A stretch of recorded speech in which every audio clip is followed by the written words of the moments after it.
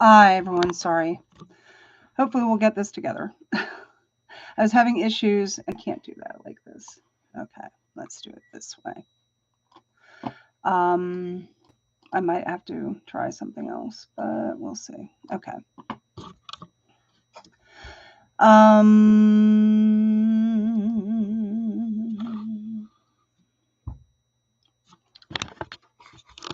Bear with. I'm having technical issues today. I had problems with my phone, etc. So we'll see how this goes. Anyway, I'll try and talk into the camera. Okay. Anyway, sorry about that. It's Saturday. I'm having and see, I'm looking at myself in the screen, and that looks stupid. But anyway, that wasn't why I wanted to come on today. So today I wanted to come on and talk about something that really frustrates me, namely the seed oil issue. Now, I was thumbing through doom scrolling as I like to do to watch. I pull up a lot of AP news stories, and the latest AP news story. Um, let's see, and of course, bear with. Um, so what it basically is that the media is coming out and stating that they are baffled. They're promoting the idea that mainstream scientists are baffled by this continuing seed oil controversy. Okay, because Robert F. Kennedy is attacking seed oils and that seed oils are better for your health. Blah blah blah blah blah. Okay, well that's wrong. Okay, I'll just put it that way. I'm not going to talk about the actual breakdown in the science. I have in the description, I have posted another video that someone else did that will break down that science. So you can look for it yourself. There is scientific reports. There's tons of scientific reports out there with regards to this issue. What I am more concerned about, and this is again a message or a statement to the left or anybody who is again criticizing Robert F. Kennedy Jr. and conflating a lot of these issues, okay, with him. All right. So, I'm flustered because this is a very personal issue for me. Um, I don't think that people really think about this stuff. And the thing that really frustrates me, and I will state for the record that yes, I supported Robert F. Kennedy Jr. for president. Okay. Now, you may decide, well, I'm not going to listen to anything more that you have to say. Now, I will also add that I am a liberal. I have always been identified on the left side of the political spectrum. I am very progressive. And being liberal, I am very open minded. Okay. I have been following Robert F. Kennedy way before he decided to become president. Robert F. Kennedy, and before even the vaccine issue came up, his work with the water keepers, his work with the environment, etc. He did a lot of really good work. Okay. Obviously, the industries don't like him because he is pushing back on the pollution and a lot of the standard science, I'm putting quotations, that have been put out there over the years that support this. Now, if you are over 30 years old, you might recall that every few months we have a new news story about whether or not eggs are good for you, if butter's good for you, if this is better, this fad diet, blah, blah, blah, blah, blah. And it changes, right? I grew up in the 70s. And in the 70s, it was very, and I was born in 68. And the the standard American diet in the 70s, and the diet industry, okay, was a lot about popping pills. You popped your appetite suppressants to get your diet. There was always mockery and commentary about a lot of diets that, oh, I'm going on a diet, and you'd eat your, little leaf lettuce and a little celery stalk, and women were starving themselves, and, what have you, right? And there was a study, and I'd have to go back, I'll post it in the description, with regards to, this. Okay, so let me back it up. So that was what I was raised with. In the 80s, it got even worse. Okay, diet culture, exercise, lose a lot of weight, Nance, Jane Fonda, all that other kind of stuff. And I remember, like, the big thing was, even though they did have sugar-free stuff, the other big thing was low fat this, low fat that, low fat everything, right? And I remember my dad even saying to me one day in the 80s, he's like, "Oh, guess what? Pasta's like a diet food." Okay. Um, and there really wasn't, I didn't, she made a very good income. My parents were divorced. She was a single mother. I had a caregiver. She was about money. Um, but she was very busy, and she was distracted, and everything. And so there really wasn't any adults in my, and I love my mother. She was a really good person, but she was what she was a product of the times. And my diet growing up, and I have ADHD. Okay. I was diagnosed. I wasn't diagnosed as an adult. I was diagnosed at the age 10. And my diet growing up was abysmal. Okay. We didn't have the internet to look up really good cooking videos, nothing. I mean, it was just, eating was just gross. I did not actually learn how to properly cook until I was actually out of college and I had my first apartment. Now, some might criticize and say, well, your mother should have taught you. Well, she tried at times, but I had ADHD. I wasn't interested in that when I was younger. I was just kind of whatever. But more importantly, I didn't have any individuals around me that actually took the time to help me understand nutrition or preparing healthy foods. Okay. A lunch in going, I when I went to a private school for 6 years, and they actually had a paid lunches. So they actually had a lunchroom, but it was the typical, you know, school lunchroom, pizza, sloppy joes, spaghetti, that kind of stuff, right? Nothing really nutritious. That was just what it was.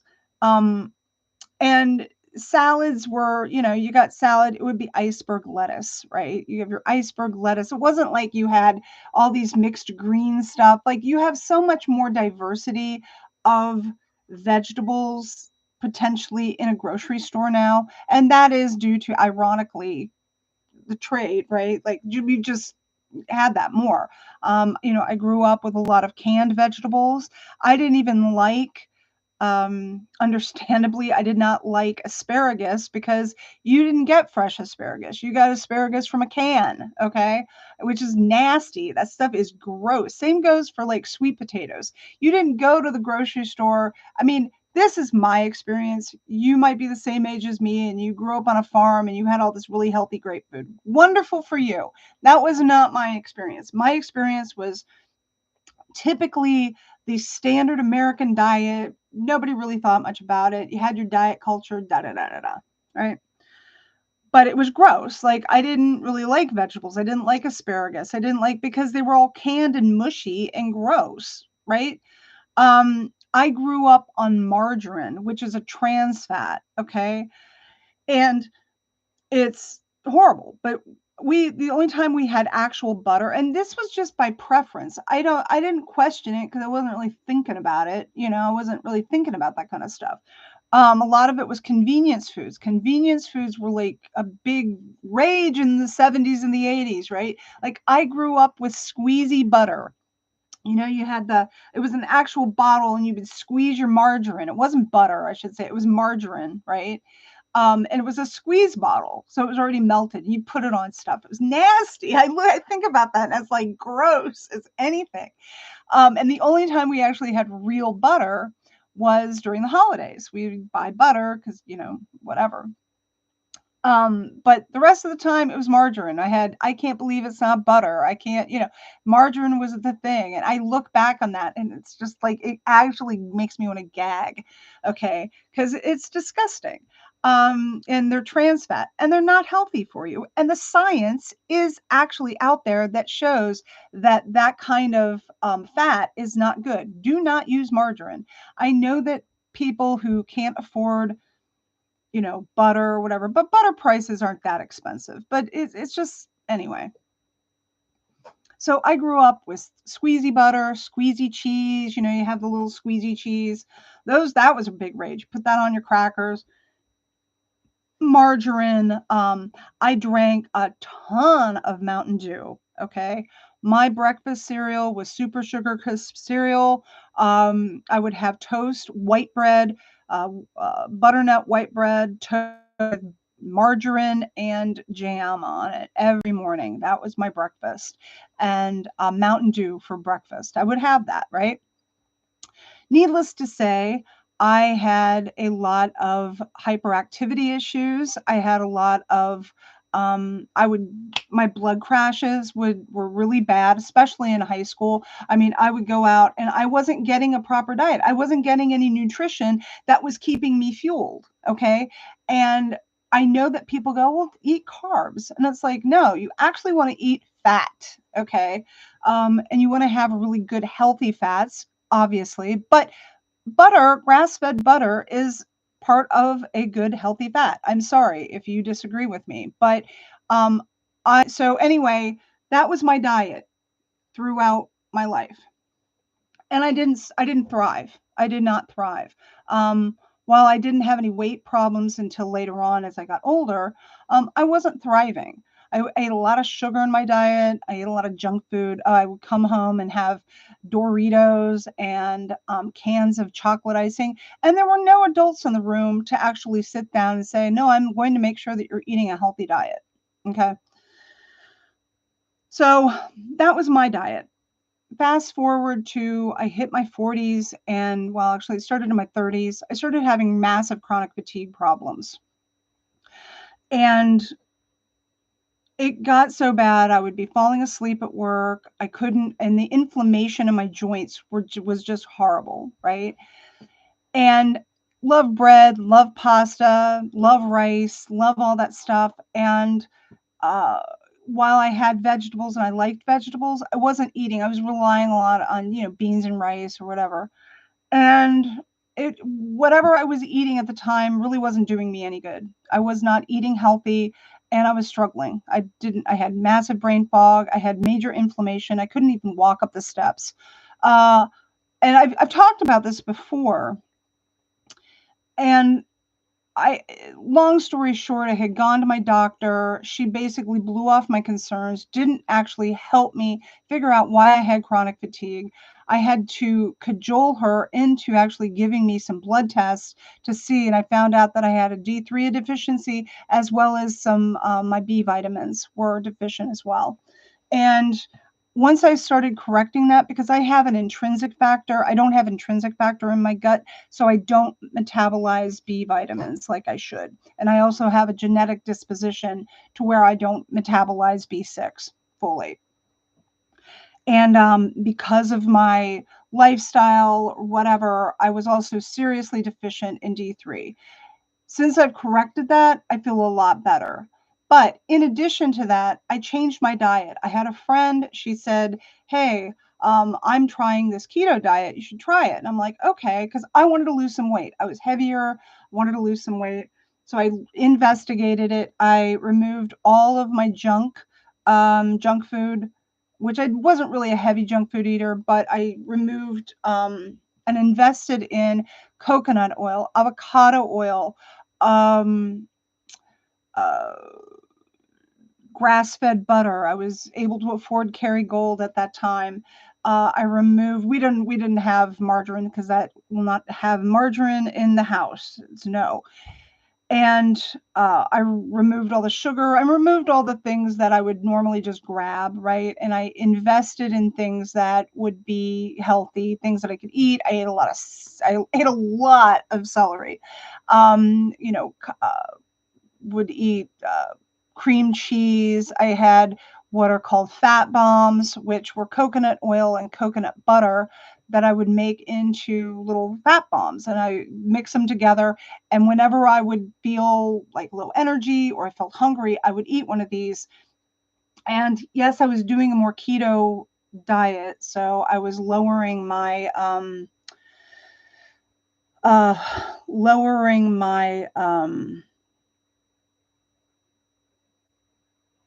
brain fart.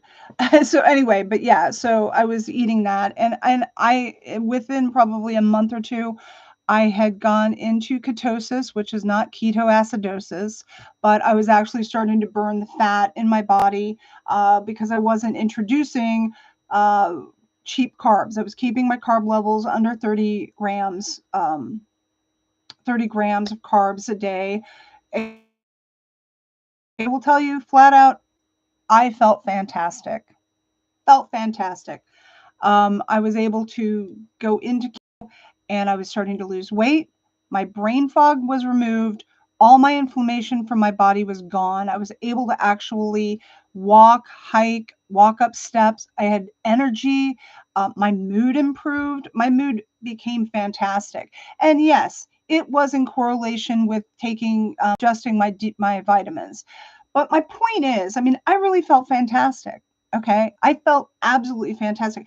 I no longer, and I actually got into intermittent fasting, which is basically, and there's various types of intermittent fasting, but it's basically you can get down to like one meal a day and then you have like 8 hours where you're not eating anything. And it's supposed to assist in fat burning. And there's another term with regards to how it can basically help your health outcomes. I don't have the term off the top of my head, but I felt fantastic. And then the pandemic hit, and while we're still eating healthy, a lot of my routine got shifted around, and it got really kind of stressful to get stuff. And ever since then, it's been really kind of hard. Now, I wanted to let everyone know too, is that I was pre-diabetic before keto. All my pre-diabetic markers after I went on keto reversed. They went away. And my doctor noticed this, like they just went away. My A1C went down. It was great. I felt great. She's like, I don't know what you're doing, but and this is my bad doctor, right? I don't know what you're doing, but keep doing what you're doing. Um, so yeah, so keto really worked for me. And I'm not going to get into the whole ins and outs of that kind of diet. My overall point is that when I was going through that, I got a lot of pushback from people. And I understand that social media and influencers talk about things, and some of them are sound and some of them are, yeah, definitely crackpots. And but that doesn't mean that all social media influencers are crackpots. There's a lot of people that have really, really good information and they present it in a very sound way. So to sit there and say, oh, well, this is all on social media and there's just a bunch of crackpots and influencers and, is not responsible when talking about this really serious issue. I would point out that,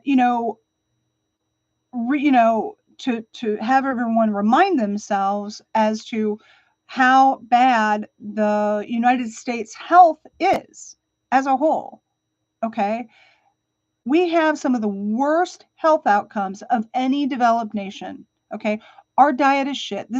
Should not be news. The media actually does report on it. Wow, our health is really bad. Our cardiovascular disease is bad. Our health outcomes are lousy. This is a problem. This is a problem, right? They've said this. Well, now suddenly they're saying, "Oh, well, but we don't understand why there's this bad." It's so ridiculous. And I just recommend everyone to turn off the mainstream media because, and this has been stated ad nauseum, is that corporations own big media. Okay, they pay, number one, they pay big corporations like Cargill, Kraft.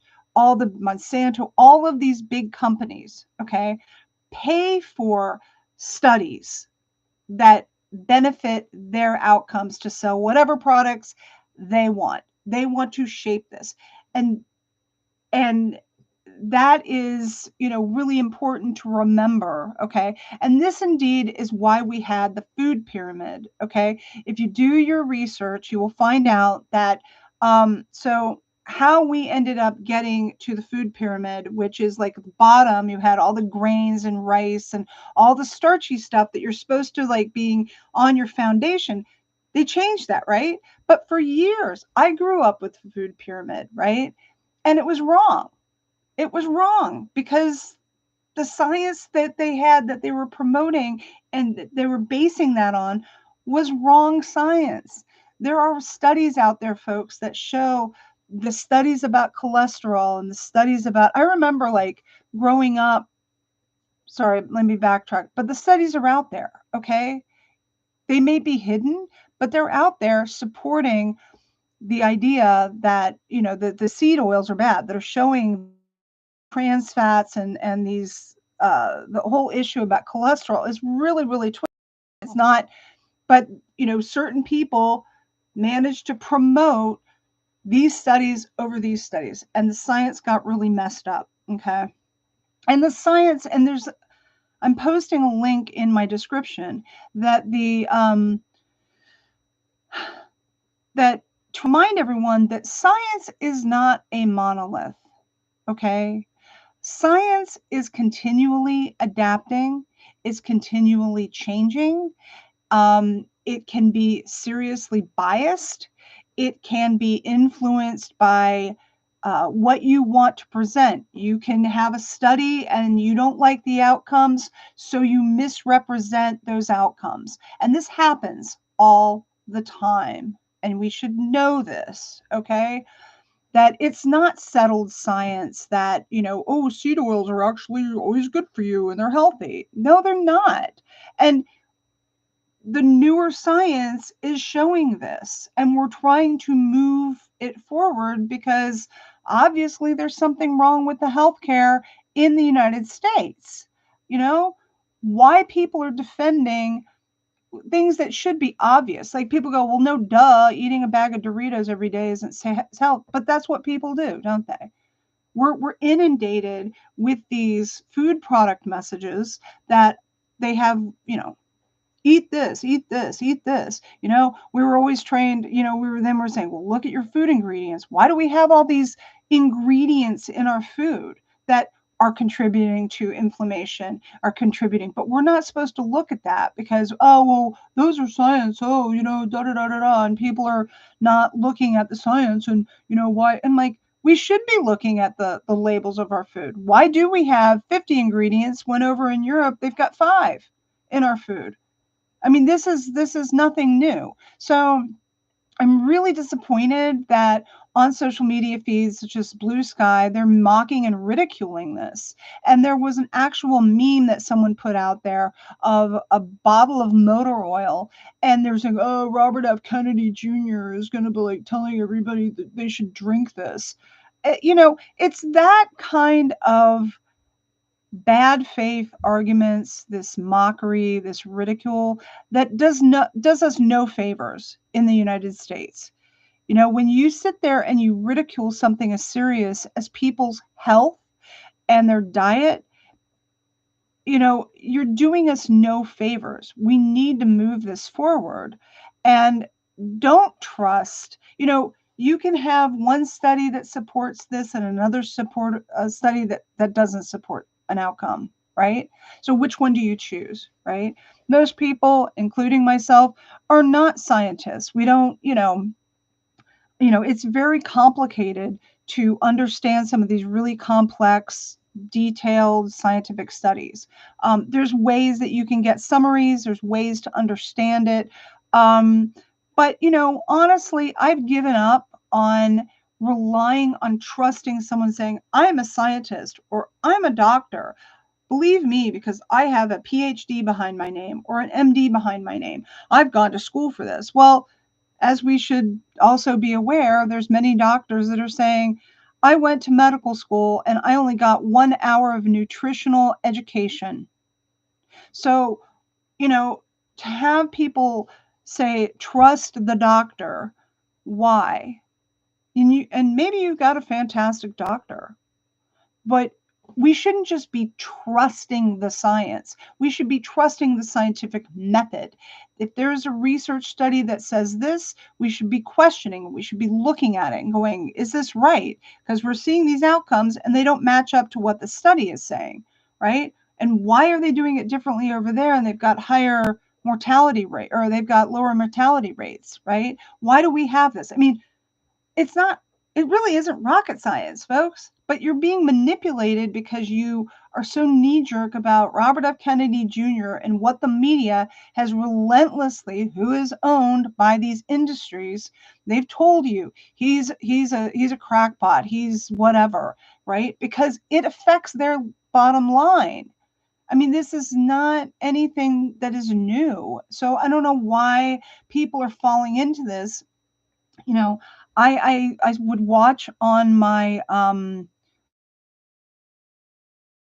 ADHD, and they're freaking out because they they heard something that the media said. You know, of course, they're twisting the story and what his uh his thing is, his position is, and saying, "Oh my God, they're going to take away my Adderall. They're going to put me on a labor farm." Which is completely misrepresenting the entire position. But the media keeps doing this, and now we have a horrendous presidential administration that's really, really hard. I mean, we are in really, really dark times. And I will be the first one to admit that I think that Robert F. Kennedy has probably destroyed his reputation, unfortunately.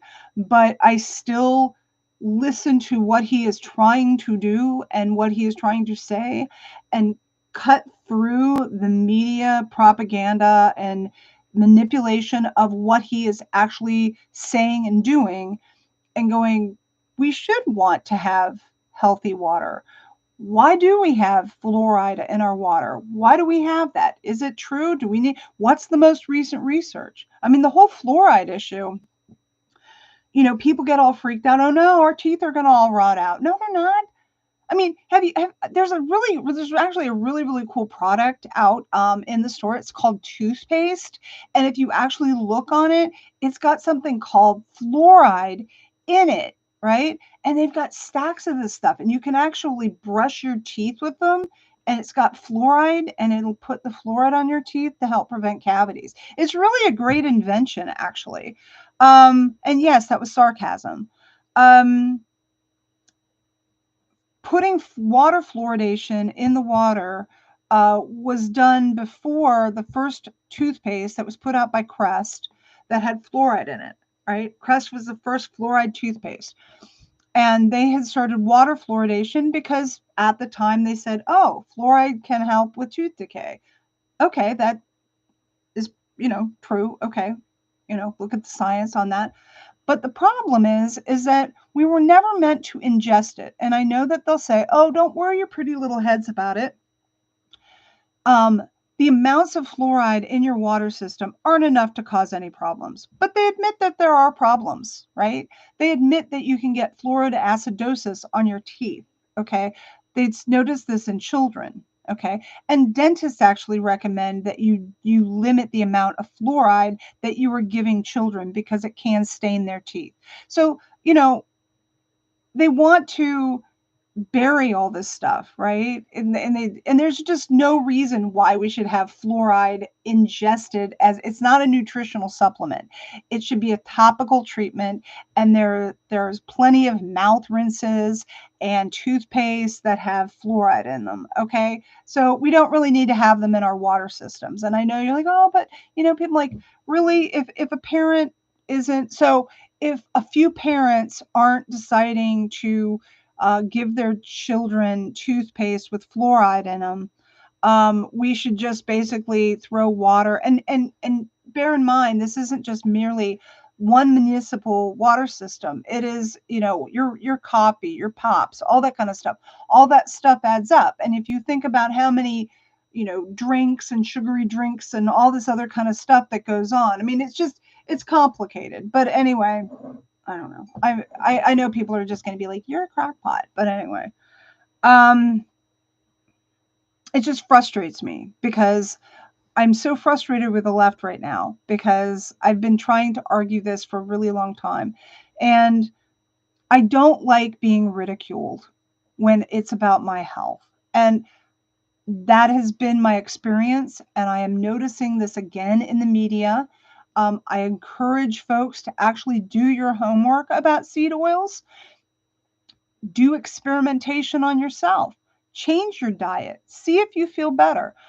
You know, what Robert F. Kennedy Jr. is trying to do, forget about Trump for a moment, what he is trying to do, I think he's doing very sincerely.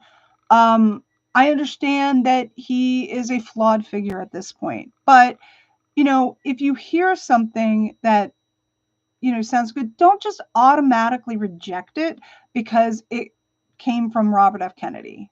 That's what I'm just saying. Actually, why should you be defending something and look around and go, yeah, we do have, like, my grandmother's on 20 different medications. Why is your grandmother on 20 medications? Question that.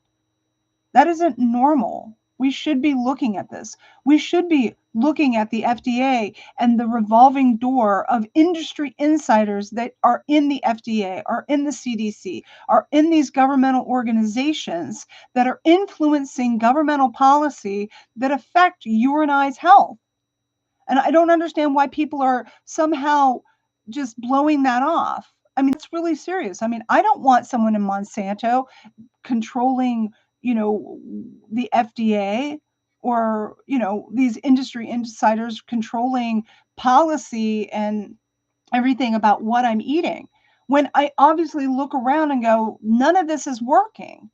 And then when someone gets on that happens to be an influencer or on social media saying, hey, look at this other research, and having really deep discussions and talking to people about things and having long conversations and stuff. And then yet those people are the ones that they ridicule. And yet those people are the ones that are providing the most evidence and the seriousness and addressing these issues and providing people with really good quality information.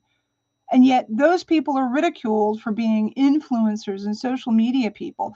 Think about why you are being distracted from that, why you're being told, don't look at that, don't look at that over there, don't listen to that 3-hour long interview with those other people and these doctors and these scientists talking about this. No, listen to this 10-minute news clip on mainstream news with our scientists, with our doctors, right? Like, think about that and how they use ad hominem attacks endlessly to get to ridicule these other people trying to solve problems.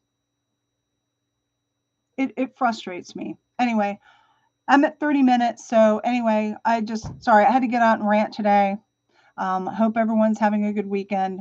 Have a nice day. Bye.